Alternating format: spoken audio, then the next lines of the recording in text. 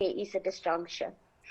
Let's leave it there. Astrid, thanks so much for having joined us on the line this evening. That, of course, Chief Labour Relations Officer of the Public Servants Association, Astrid Al-Anani. Well, robust economic growth will be needed to accommodate any increases. And according to a report by the Centre for Development and Enterprise, special economic zones could stimulate growth. And the report further suggests that a special economic zone focused on labour-intensive exports in the Eastern Cape could aid the unemployment crisis. And Bernstein, who's Executive Director at the Centre for Development and Enterprise, joins us now with more insight on some of the findings and recommendations. Thanks so much, Anne, for your time this evening. So, like I say, we've got the CDE calling for the implementation of a special economic zone in the Eastern Cape. But why is this different to some of the initiatives we already have in play? I mean, South Africa, no stranger to special economic zones. We've already got 11 of them in existence. That's a good question. So a number of IDZs and 11 proclaimed SEZs later, the truth is that most zones around the world fail. And South Africa's zones today are not really addressing the basic constraints, the key constraints that hold back this economy. They're essentially subsidizing factory and office space and infrastructure. And I'm sure if you asked 100 business people, what are the top issues on your list that constrain you from further investment in South Africa? It wouldn't be subsidized infrastructure or office space. So what we're saying is that most zones around the world fail because they're not special enough. They don't deal with the constraints in the local economy that are holding back investment. And in South Africa, our key challenge is massive unemployment, catastrophic levels of unemployment. So we are saying, let's experiment with a policy reform zone for labor-intensive exports in Coega, in the Nelson Mandela Bay area, massive unemployment, and let's construct a zone that is truly special, designed to attract investors who want to set up factories for low-skill employment in order to export out of South Africa. Why is this an experiment that cannot play itself out in the existing 11 SEZs?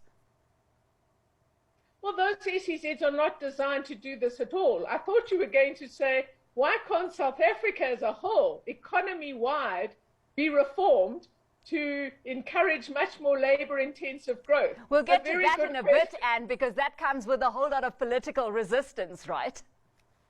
That's true, and that's why we've designed this zone. We're saying South Africa has a dilemma.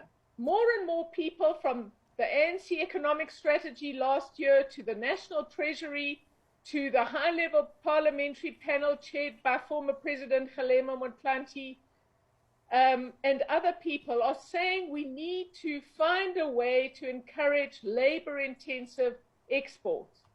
Now, we would like this for the whole country, but we're designing an experiment.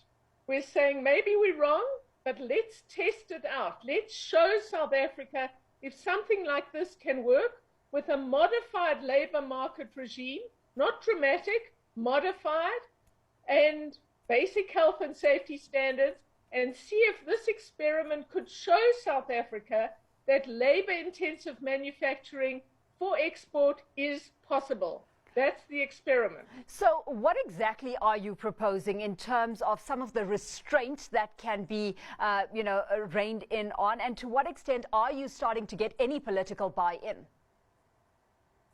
Well, when we first started talking about this in a slightly different way 5 years ago, we were a lonely voice.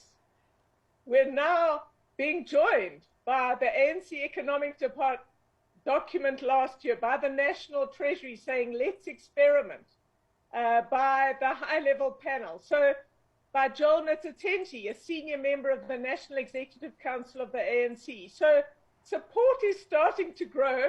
We have not yet got traction into the government or the president's economic plan, but we're hoping that this document will be read and heard throughout the government, and that we could get interest in the national government and in provincial and in metropolitan governments for something like this.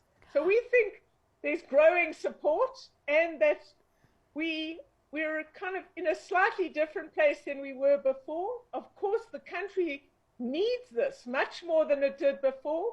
We have a terrible situation where we were the world's outlier when it came to unemployment in January 2020 before COVID.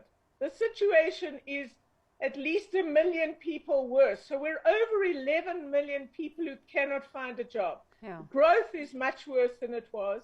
And we're saying the need for something like this, an experiment on policy change, is more desperately needed than ever before.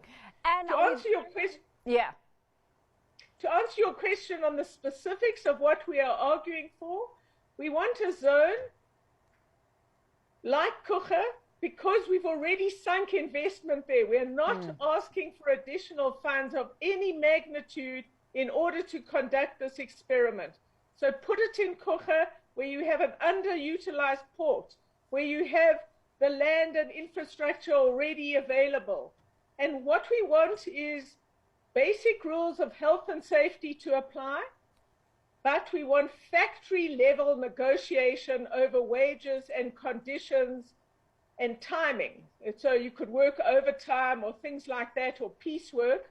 The national minimum wage should apply, and we want the expanded tax incentive to apply as well.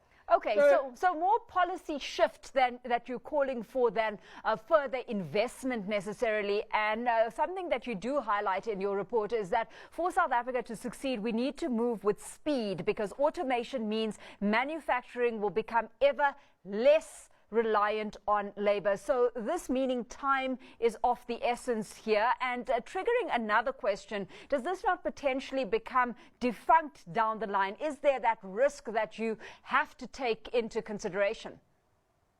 Well, Sir Paul Collier from Oxford University, one of the leading development economists in the world, said to a seminar we had last week, he said, "Oh, ignore all these doomsayers. We are not going to get automation in garment manufacture, in toy assembly, and these very basic low-skill activities for a long time to come." So we're saying for 10 to 15 years, if not longer, South Africa has a window of opportunity, but we have to start to act now. Let me just say that in addition to labor market reform issues, we have to allow these zones and these new investors to import skilled managers. South Africa does not have much, if any, relevant know-how anymore on how to access global value chains for very low skill, bottom-end kind of products. And so we need expertise and know-how from international investors to supplement South Africa's skills. Okay, well, let's leave it there. Thanks so much, Anne, for having joined us on the line this evening.